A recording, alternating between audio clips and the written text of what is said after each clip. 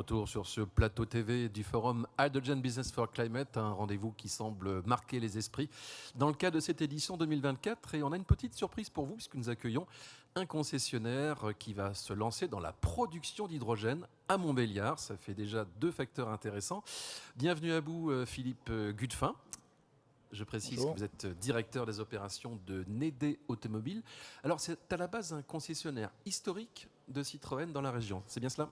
C'est exactement ça, c'est un groupe familial, historique, d'abord citroëniste, puis Peugeot il y a environ une dizaine d'années, et puis maintenant une petite infidélité du côté de MG Motor, mais voilà, principalement autour du groupe PSA.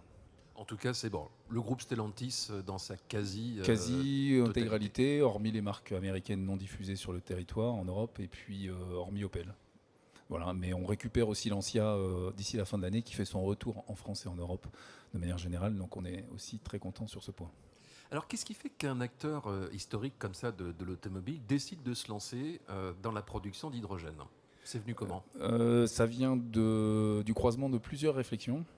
D'une part, on avait des terrains, enfin un terrain disponible à l'entrée de la zone d'activité de Technoland.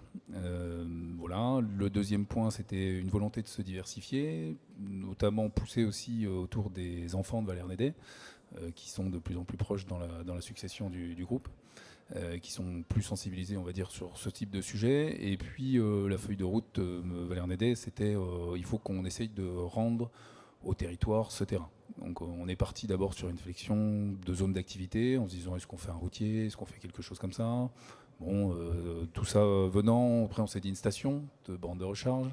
Et puis après on nous a dit mais les gros porteurs qui sont sur la zone rouleront sans doute à terme l'hydrogène, donc l'hydrogène. Voilà. Et puis après on nous a dit mais la difficulté de l'hydrogène c'est son transport. Donc c'est mieux si vous produisez le plus proche possible du lieu de distribution. Donc on a commencé un petit peu à regarder tout ce qui se faisait et l'idée c'était de continuer d'avoir du sens. Donc on était parti au départ sur la mobilité et puis chemin faisant, à travers différents contacts, on s'est aperçu qu'il y avait une technologie qui était en train de se développer autour de la thermolyse. Et donc ça c'est un procédé à partir de biomasse, celui que porte Hafner Energy. Hafner Energy à partir de biomasse, et donc qui nous permettait, nous qui sommes plus connus pour être une région de bois que de soleil, surtout, oui. Voilà. Donc voilà, de ne pas s'appuyer sur le panneau photovoltaïque, mais plutôt sur la biomasse. Donc on est parti sur ce principe-là, et puis rapidement on a trouvé des partenaires à la fois sur l'approvisionnement, à travers le groupe Corba, qui est un groupe suisse, mais qui est aussi présent du côté de Lure, qui détient une série à Lure. Donc voilà, on avait une forme de mantra, c'était de se dire, bon, on est territoire, en plus on est territoire d'hydrogène dans le Nord-Franche-Comté, il faut qu'on arrive à trouver un approvisionnement et des consommateurs dans un rayon de 50 km. On ne va pas décarboner pour recarboner après la distribution. Voilà, donc le projet il est venu de là, et puis on a eu un bon accueil, on travaille aussi avec un énergéticien, bon accueil aussi des collectivités, que ce soit la région ou que ce soit PMA. Les communes de Badevel, voilà, principalement la commune de Badevel, et puis après on a eu la commune d'Étupes. Voilà, donc on a réussi à fédérer les différents acteurs. On a discuté aussi avec Forvia, avec ses réservoirs, et puis différents consommateurs comme peuvent être Inocel et autres. Voilà, donc on a réussi à engager, on va dire que ça soit dans les partenaires. Il y a une dynamique de groupe. Voilà, exactement. Donc on a réussi à fédérer autour de ce projet.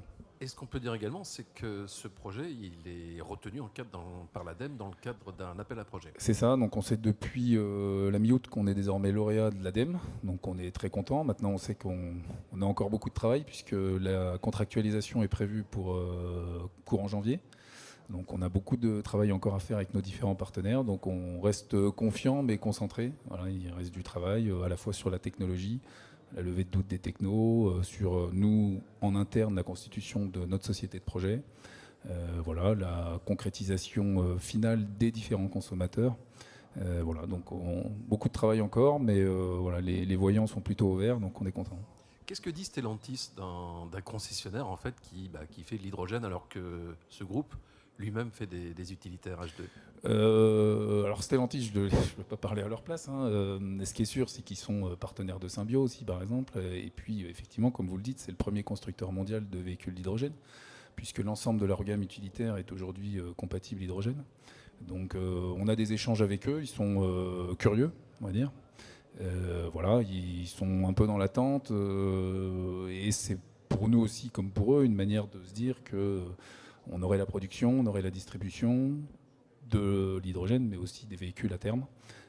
Voilà, donc ça peut faire un circuit court entre guillemets, et sachant que par ailleurs, puisque bon, on a été à grands traits sur le groupe NEDE, mais qui fait autre chose que de la concession automobile, et notamment on a un centre de recherche et développement qui est aussi habilité à réparer des véhicules à la fois électriques mais aussi hydrogène. Voilà, donc on a le label pour pouvoir intervenir sur tout type de véhicule hydrogène. Donc voilà, pour nous, ça c'est aussi un point supplémentaire dans le cadre de ce projet. Si on arrivait à développer un écosystème autour de la mobilité, là on est plutôt sur de la mobilité intermédiaire, hein, on est sur d'utilitaire supérieur à 3,5 tonnes. Merci à vous Philippe Gudefin, donc NEDE Automobile, un concessionnaire qui décidément n'est pas comme les autres et qui va se lancer donc dans la production d'hydrogène. Merci.